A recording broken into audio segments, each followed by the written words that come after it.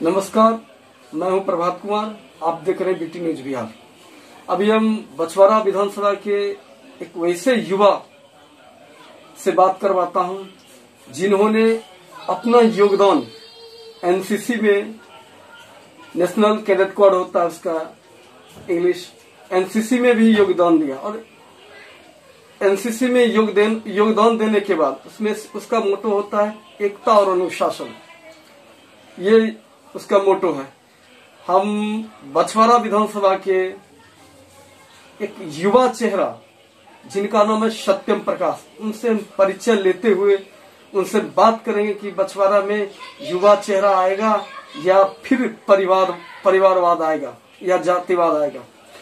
सत्यम जी, आपको BT news में आपका स्वागत है। बहुत बहुत धन्यवाद। आपका भी स्वागत है बीटी न्यूज के माध्यम से प्रभात जी। और मुझे काफी खुशी है कि आप जैसे पत्रकार अपनी मुहिम को बछवाड़ा विधानसभा के क्षेत्र में आकर के युवाओं को मोटिवेट करने का आपने काम किया है। और एक तरह से मैं कहूं तो बीटी आज के समय का एक ऐसा मोहरा बन चुका है जो हर एक लोग उसे देखना पसंद करते हैं। तो मैं फिर से धन्यवाद करता हूं इस बछवाड़ा विधानसभा की धरती को। सत्यम जी, आप अपना परिचय देते हुए जो आप युवा चेहरा बछवाड़ा में उभरता हुआ चेहरा दिखाई दीजिएगा, तो किस उद्देश्य से बछवाड़ा में आप अपना पहचान बनाए हैं या लड़ना चाह रहे चुनाव, इस पर कुछ बताइएगा। मैंने इससे पहले भी कई एक बार बातें मैंने कह चुका है कि बिहार की धरती एक ऐसी धरती है जहां पे जब बच्चे जन्म लेते हैं तब से उसकी राजनीति शुरू हो जाती है।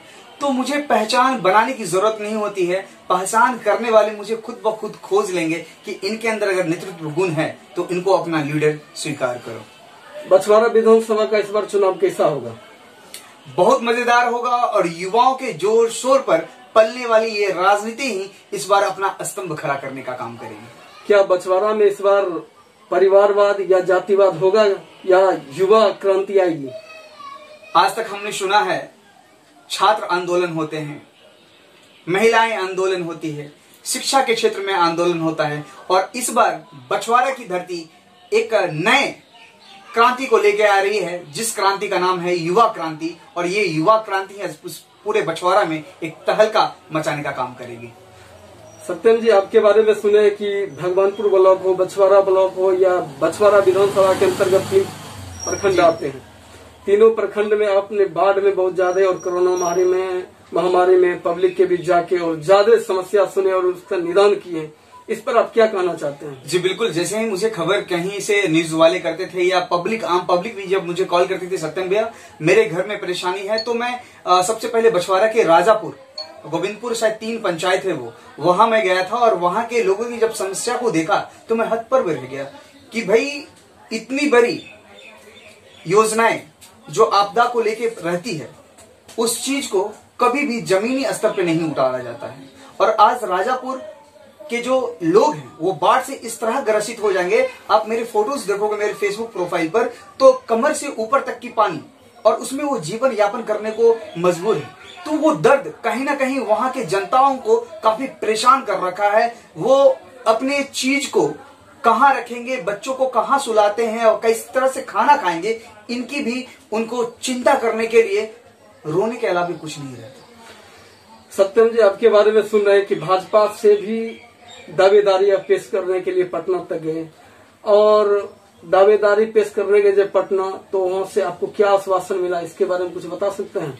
जी निश्चित रूप से। और मैं भाजपा का जो कार्यकर्ता मूल रूप से रहा और मैं भाजपा के लिए काम भी किया हूँ, लेकिन किसी जिम्मेदारी को जब संभालना होता है तो किसी न किसी एक पद से इस्तीफा देना पड़ता है। तो मैंने अपने पद से, जो मैं भाजयुमो का प्रखंड अध्यक्ष रहा करता था, मंडल अध्यक्ष रहा करता था, उस पद से मैंने इस्तीफा दिया था अपने निजी जीवन में आने के लिए।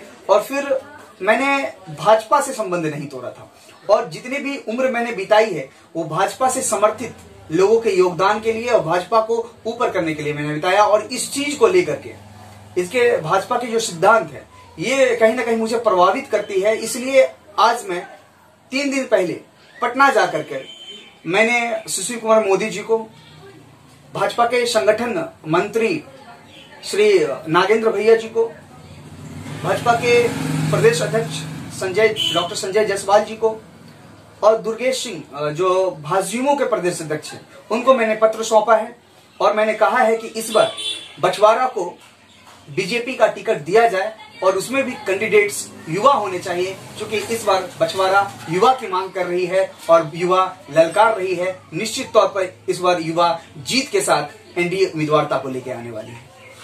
अगर भाजपा के द्वारा आपको टिकट नहीं दिया गया तो आप इसका दूसरा उपाय कुछ सोचे होंगे? मैं तो ये पहले कह दूं कि इससे पहले जो मैंने ऐलान किया था वो मेरा निर्दलीय रूप में था। कहीं ना कहीं आज पूरा बछवाड़ा ये डिमांड रखा है कि एक सजग, क्रांतिकारी युवा चेहरे की तलाश हर एक जनताओं को है। तो क्यों ना एनडीए की उम्मीदवारता, अगर जिस चीज में मैंने समय दिया है उस चीज को मैं भली भांति निभाऊं।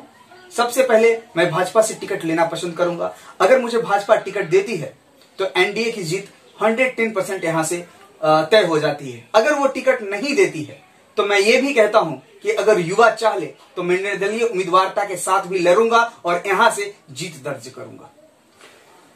जब बछवाड़ा से अब चुनाव लड़िएगा, बछवाड़ा विधानसभा से, तो किस उद्देश्य से अब चुनाव लड़िएगा?